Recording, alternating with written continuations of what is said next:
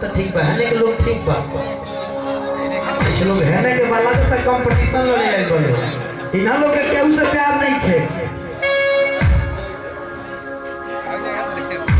आप लोग के माई बाबूजी के क्रिया बा के अपना माई बाप से प्यार करेला, कल हाथ उठाई जे अपना माई बाप से प्यार करते के मेहरारू से प्यार करेला। मेरा सब लोग नहीं प्यार करते हैं, सबसे पहले तो हम करते हैं। ये प्यार करके तो खराब बात हो। बहुत सोनू भैया के को भैंस भैया चल गए दिल्ली 4 दिन खातिर, अब भैंसिया ही नहीं से लागे वो बेरा के चोटा के बड़का सीटा में रहते जा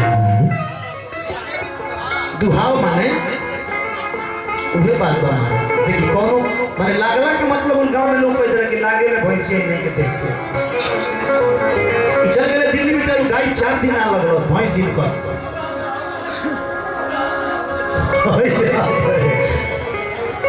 इनके घर से फोन पर फोन जाओगी तो जल्दी आओ ना, गाड़ी लागी ना।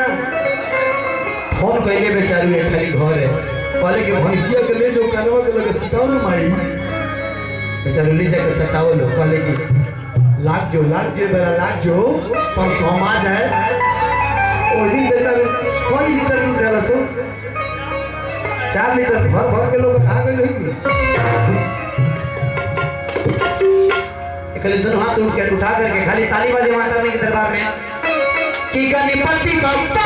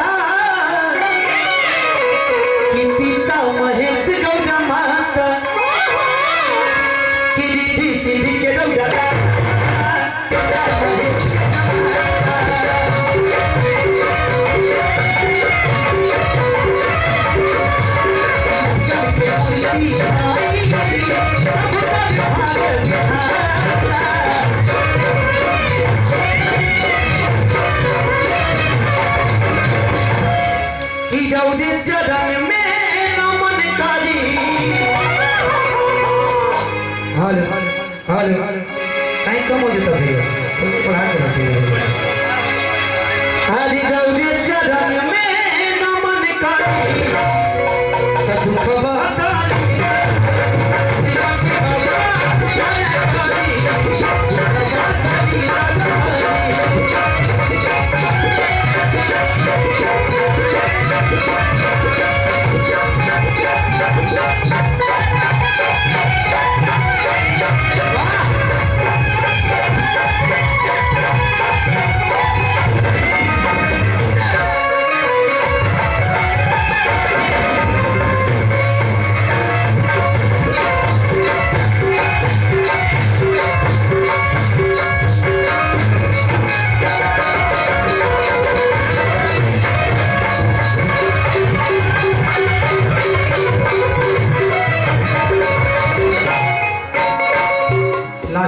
बाबा से कहले हाथ जोड़ी कर लेना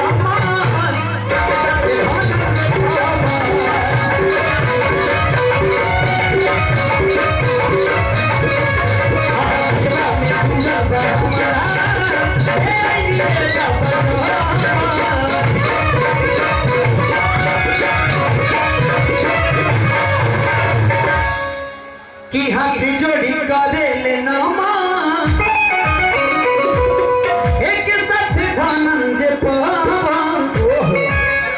हरि सेवा में जुड़ल बा हमारा